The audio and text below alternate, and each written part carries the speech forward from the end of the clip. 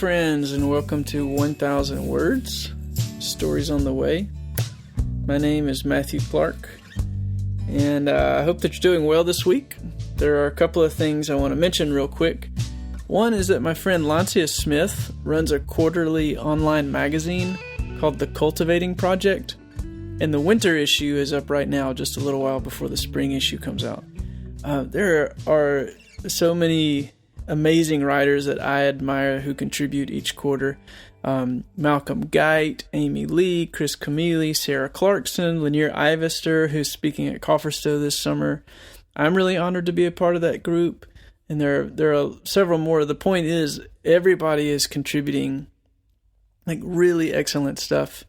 It's a carefully tended resource for finding good, true, and beautiful essays and poetry and practices and prayers, even recipes. It's really great. So you can check that out at thecultivatingproject.com. Second thing is, Cofferstowe registration is open. This is going to be an amazing retreat weekend. I believe so deeply that the arts are a real way to participate in God's life, and that the call to be creative includes every human and saturates every human activity. So you might be saying, oh, that sounds cool, but I'm not an artist. But this retreat is for you. The arts are a gift from God that remind us what it means to be human persons created in God's image. Plus, it's just going to be super fun, and it's going to be restful. We've got some of my favorite singer-songwriters lined up.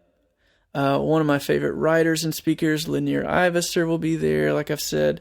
And this week, we added Anna Handelsman, who is a professional dance artist. I just spoke with her on the phone today. She's got some really cool stuff planned. So visit Cofferstowe.com and grab your ticket. We are cooking up some really special stuff for that weekend, and we're also just praying that the Lord will help all of us to see what He is up to in the world and discover new creative ways that He's calling us to be a part of what He's doing, to live in His love and to live His love out.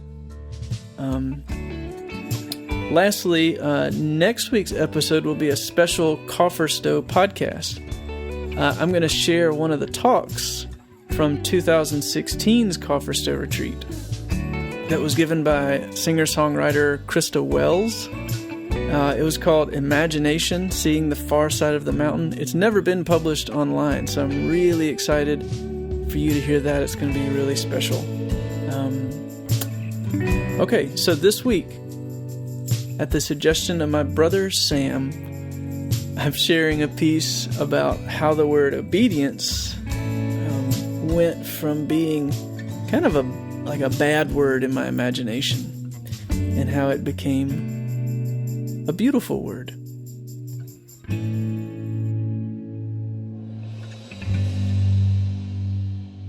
I'm taking a coffee break. You want me to make you some?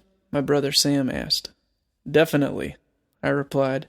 Today is a 3-cup day. We sat at the round mahogany table that my granddad made. This is where Sam and I sit for our 2:00 coffee break most days. We both work from home, and we stop here for meals and conversation. We check in. What are you working on today? How is such and such coming along? We bounce ideas around and just let the conversation drift. When I get excited about something I've read, Sam is patient to let me ramble about it. Sam talks through dreams that he'll shape into clay characters when he goes back to work. Here we remain, working together. We don't do the same things. We work in different rooms and different materials, music and clay. All the same, we work together. If you ever visit the house, you'll be greeted by Sam's grinning company of coffee trolls and dragons that read bedtime stories to little boys and girls perched upon their backs or tails. And there's always a guitar at hand, usually a song on standby. This week I've been struggling again to write.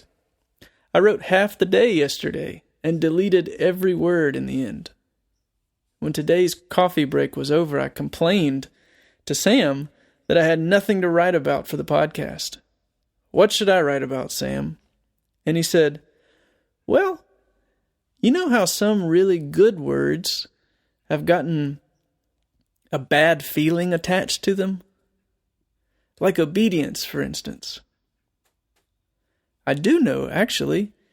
I know because I used to feel like obedience was a bad word.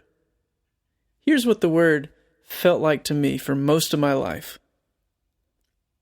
I would see a stranger growling out orders.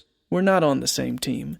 The strange, loud commander would point off in the distance where I would be sent to perform some arbitrary task.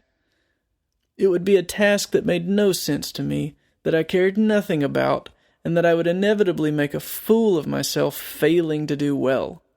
Then I'd slump back to the commander to be evaluated and sent out to perform more tasks.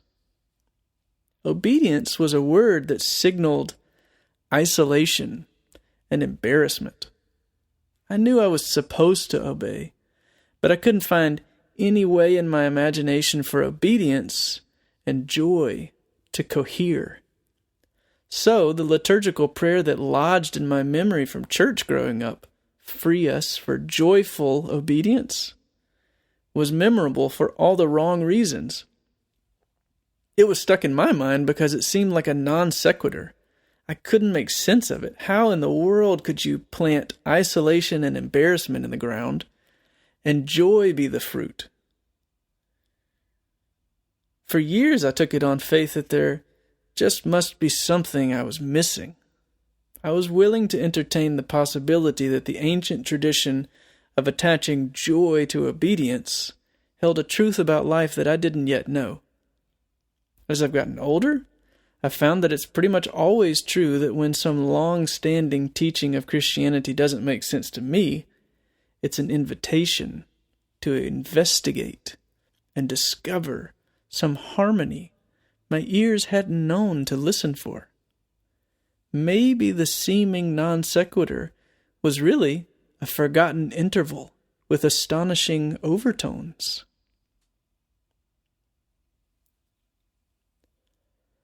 So what made the change?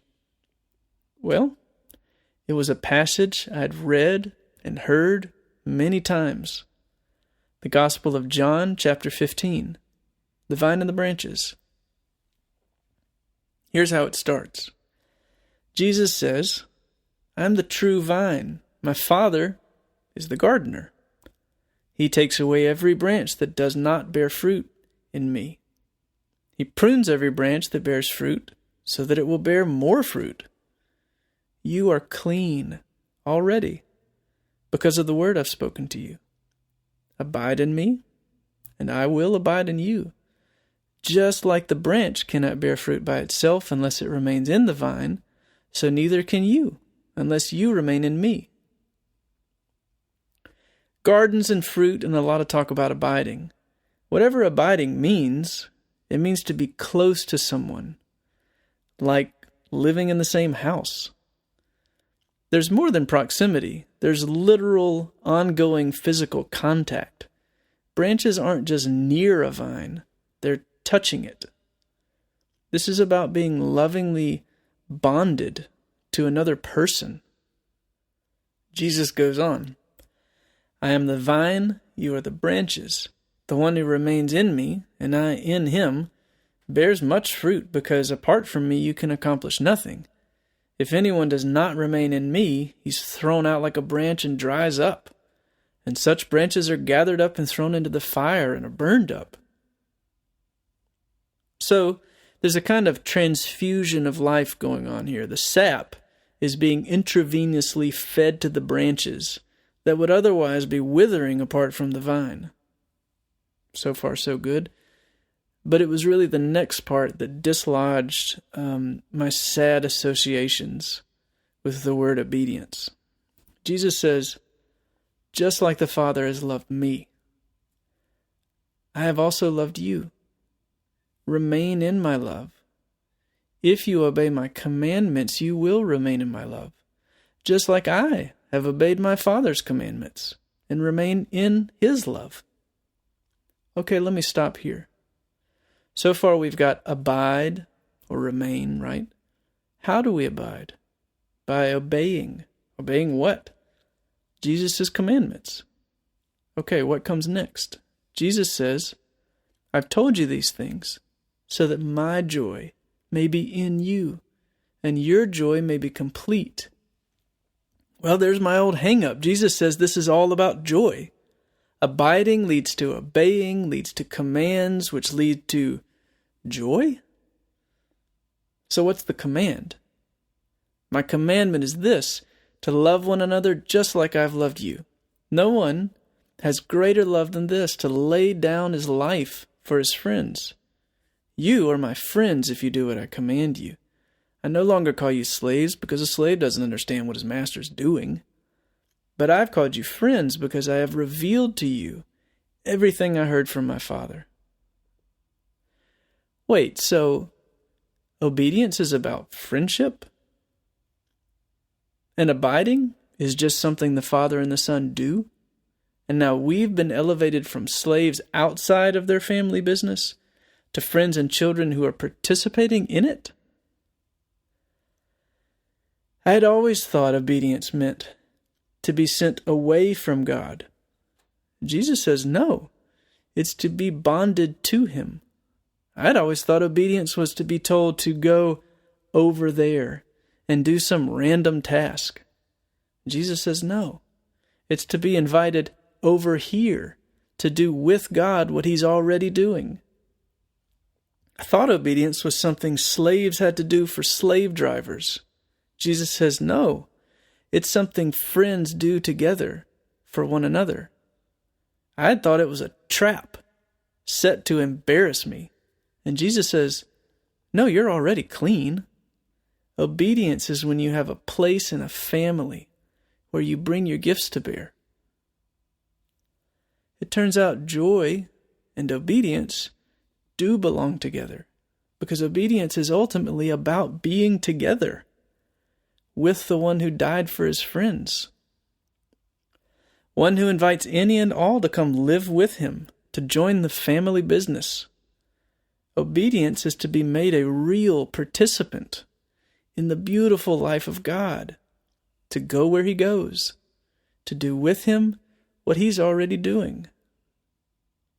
When we pray, Lord, I want to be with you where you are, we're talking about obedience. We're talking about friendship, family, and cultivating a fruitful garden together. And gardens lead to tables set with feasts, don't they? Yes. Friends, we're talking about joy.